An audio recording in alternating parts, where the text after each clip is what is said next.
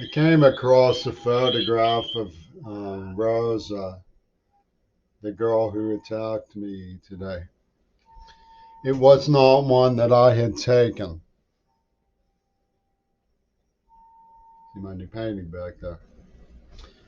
It was not one that I had taken. I don't have any of this anymore. It was one I came across surfing.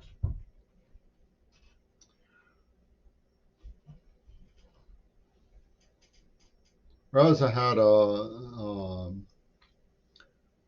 relationship going behind the scenes with Peter Gabriel, who used me as an image on his record So. And you're supposed to think, oh, these are very sincere people. They come away wet eyed from their concerts. But what Gabriel was doing was a crime, but he was using folklore to secure the crime.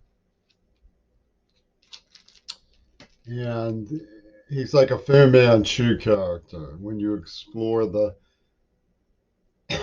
dungeon master arrangements of his House of Mirrors in his wax museum, there are trap doors that you fall through. If you look at it very simply, my civil rights were violated on the job, in school, at the clubhouse as a homeless person by peers in a setup masterminded by Peter Gabriel. And their argument was very simple, and the way they respond to being discredited is very simple. The way they um,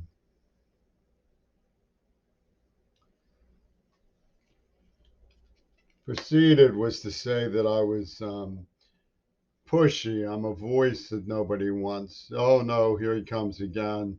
He's back. Um,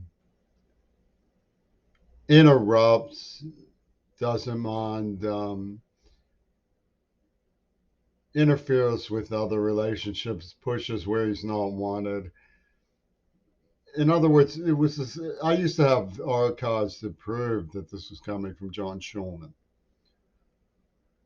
He wrote down for me that he thought I had boundary problems. Well, when you show that this is a tactical evasion of the way that they targeted and implanted neuroplasm, and then preyed very heavily on my deafness in a roughneck extortion operation of high crime. They say, oh, okay, okay. Well, let's make nice about it now. And if you say, this isn't just water under the bridge, this is the end of all that's reasonable and civics between us. I can't continue with you. They glare at you and they call hard the fall through the trapdoors in the floor. And the dacoits with daggers come out, jumping out of the woodwork. Peter Gabriel's Ripper Hatter mansion.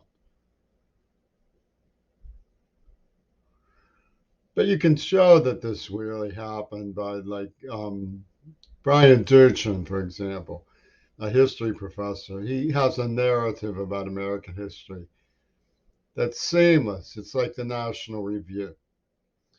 You come to Kennedy assassination, you leapfrog over questions, get right to Johnson, the civil rights movement, Vietnam War, and stuff. And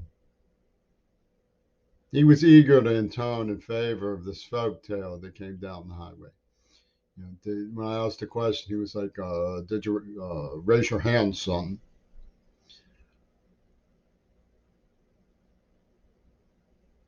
And the folklore is a vision thing that got passed around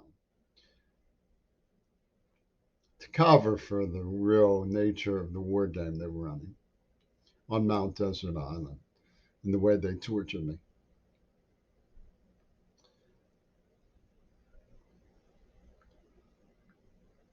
I was on the brink of seizures when Rosa broke up with me, which is the reason why I was desperate for her professional doctor's assistance. Please don't leave me yet. I can't handle it. I'm having something is going wrong. I wanted the seizures. I never harmed her in any way.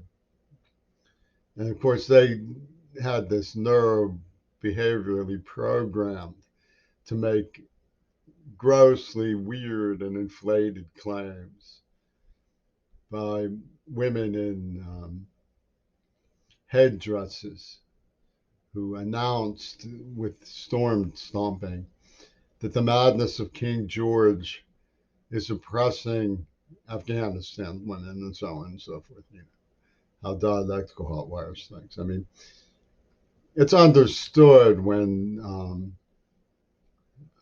a respected volunteer is attacked by a brutalitarian with an axe that these are community checks and balances that are at work from UW dialectical. And so you don't plumb the depths of the trapdoors in Peter Gabriel's wet-eyed Dungeons and Dragons. And they lope and they pass around postcards and stamp collections and Schumann books and ex-girlfriends and tawdry tales. And they laugh at the deaf man who comes stumbling in Parkinson's and say, "You don't trust us. You don't trust us." You know, I trust you about as much as I trust Itra, I guess. You know, somebody who's around. He's out for himself. Couldn't care less if you get hurt.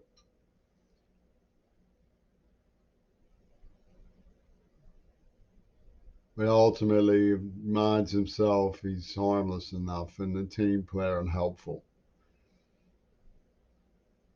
I don't know what else to say about it. I never hurt Rose. It's a yeah, peculiar story that they invented.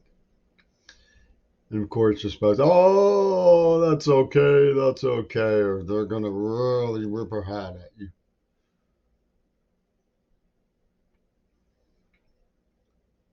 Gabriel was writing to me every now and then. You know, I didn't keep any of that stuff when I found out what he was up to. I don't want contact with such a gutter snipe. Boring. Keep your hands away from me.